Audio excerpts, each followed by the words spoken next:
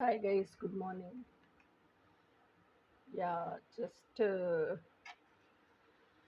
இன்னைக்குன்னு சொல்லக்கூடாது. ஆமா, இன்னைக்கு தான் early morning 3:30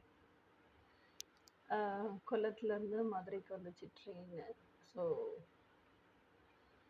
வந்து தூங்கி எந்திரிச்சேன். பட் ஸ்டில் மார்னிங் வந்து இப்போ எந்திரிச்சு விட்டுட்டு போன வேலையெல்லாம் என்ன மிச்சம் மீதி எல்லாம் பார்த்து முடிச்சுட்டு வெரி டயர்ட் ஆக்சுவலாக.